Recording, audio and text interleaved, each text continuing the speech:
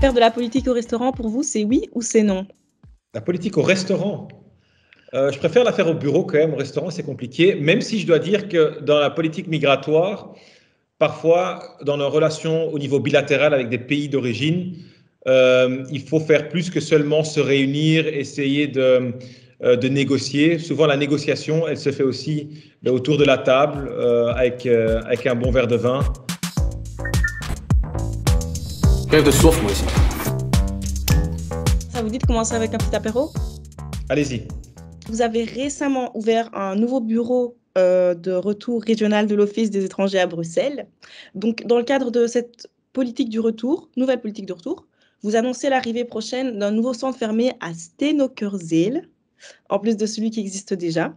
Ces décisions laissent un goût amer, notamment à Mehdi Kassou, porte-parole de la plateforme citoyenne de soutien aux réfugiés. Ce débat des sans-papiers, c'est un débat où M. Kassou, que vous mentionnez, joue un rôle hyper actif, où lui-même, il est pour une régularisation collective. Il se dit, tout le monde qui est sur le territoire belge de manière non régulière, il faudrait le régulariser, chose que je trouve extrêmement mal et pas correcte du tout.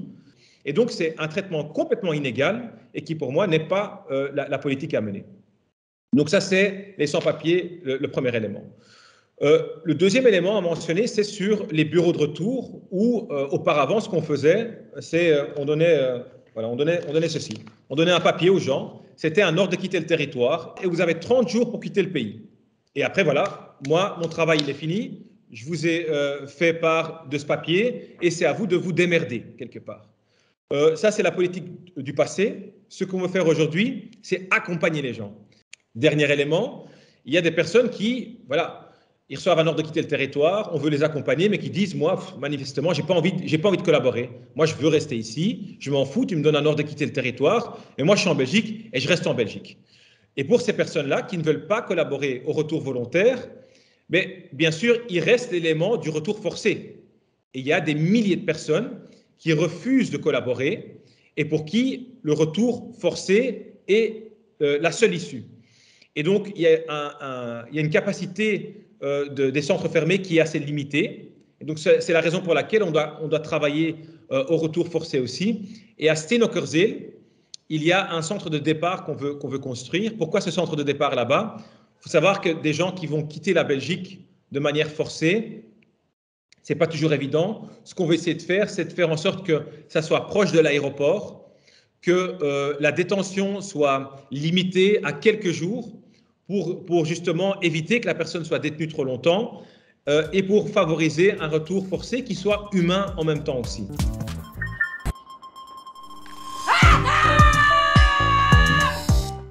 On sent que vous avez faim. Allez, on va passer rapidement à l'entrée. Vous avez récemment signé un accord avec les Pays-Bas et le Luxembourg pour mettre en œuvre plus rapidement les règles de Dublin. Oui. On le rappelle, donc le règlement de Dublin, c'est en fait la politique européenne commune sur la question de l'asile et de la migration. Mais c'est important en ce moment d'avoir quand même le respect de Dublin, sachant que aujourd'hui en Belgique, il y a, si je ne m'abuse, 50% des personnes qui font l'introduction de leur demande d'asile, qui ont déjà fait leur demande dans un autre pays. Et donc parfois ils sont demandeurs d'asile et parfois ils ont même déjà reçu le statut de réfugié dans un pays européen et ils font tout de même une nouvelle demande en Belgique, ce qui met une pression énorme sur le réseau d'accueil. Et donc pour soulager cette pression et pour garantir surtout une solidarité de tous les États membres, il faut que quelqu'un fasse sa demande dans le premier pays. Bien sûr, au niveau européen, on veut changer le modèle de demande d'asile parce qu'on est dans un système où bien sûr quand tu fais ta demande dans le premier pays là où tu arrives, en soi ça voudrait dire que c'est l'Italie, l'Espagne, le Portugal, la Grèce qui vont être chargés d'accueillir tous les demandeurs d'asile qui viennent en Europe. Et ce qu'on veut faire dans le nouveau modèle migratoire, c'est de garantir que chaque personne soit screenée à la frontière européenne et qu'on sache est-ce que cette personne-là a réellement un besoin de protection internationale ou pas.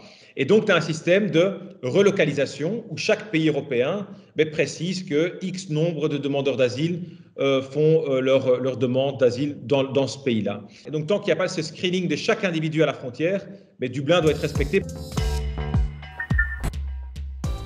C'est fin, c'est très fin, ça se mange sans fin.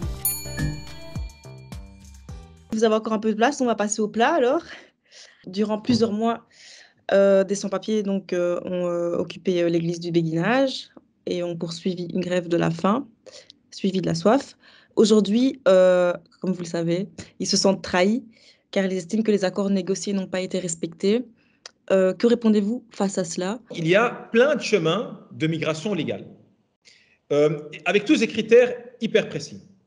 Ensuite, il y a des personnes qui ne respectent pas ces règles-là ou qui, au final, ont un statut, par exemple, de courte durée, un statut de courte durée en Belgique, ou qui viennent en Belgique de manière non régulière, qui travaillent en noir, qui essayent de survivre ici, et qui, à un moment donné, se disent, ben voilà, c'est vrai que je suis ici de manière non régulière en Belgique, mais moi, je veux pouvoir rester ici. Et donc, en soi, la loi ne donne aucun droit à cette personne de rester sur le territoire belge. Mais heureusement, en Belgique, on a un système de régularisation qui permet de donner une faveur à quelqu'un. Certaines personnes ont une vision différente et se disent non, nous on trouve qu'il faudrait régulariser tout le monde ou il faudrait régulariser plein de gens sur base de nouveaux critères et se dire chaque personne qui est en Belgique depuis 10 ans, qui a la possibilité de travailler en Belgique, même s'il n'a pas respecté les règles de migration de travail, il est en Belgique, il a des possibilités, on régularise. On a fait ça en 2000, on a fait ça en 2009, enfin pas moi, hein, d'autres gouvernements l'ont fait, et se sont dit, voilà, ça c'est les réponses structurelles. On va régulariser tout le groupe, et puis comme ça, pouf, on a plein de gens sans papier en Belgique, et le problème est résolu. La réalité est que le problème n'a jamais été résolu, ni en 2000, ni en 2009, et le problème c'est que, vu la régularisation collective en 2000 et 2009, maintenant il y a une idée qui existe auprès de personnes sans papier qui se disent, mais tous les 10 ans, au final, il y a un système en Belgique où on va régulariser un grand nombre de personnes. Et donc, je dois expliquer aux gens, et donc c'est ce que je fais aussi aux sans-papiers, que non, je ne vais pas faire la même chose qu'en 2009 ou en 2000. Je ne vais pas faire un système de régularisation collectif d'un grand nombre de personnes. Donc, c'est ce que je me suis forcé de faire, expliquer c'est quoi la régularisation. Je l'ai fait à multiples reprises avec les sans-papiers qui faisaient leur grève de la faim, où j'ai jamais négocié quoi que ce soit. Je leur ai toujours dit, je ne négocie pas. Je ne vais pas négocier, et surtout pas parce que les sans-papiers qui étaient à l'église du Béguinage m'ont précisé, écoutez, nous, ce qui nous intéresse, c'est pour les 475 personnes, on veut trouver une solution. Alors moi, je leur ai dit, pour moi, c'est vraiment la politique la moins humaine à mener. Si pour vous, parce que vous menez une grève de la faim, je vais faire une autre politique de régularisation. Ça serait la politique la moins juste à mener. Et donc non, je ne vais pas le faire. Il veut pas un dessert, le monsieur?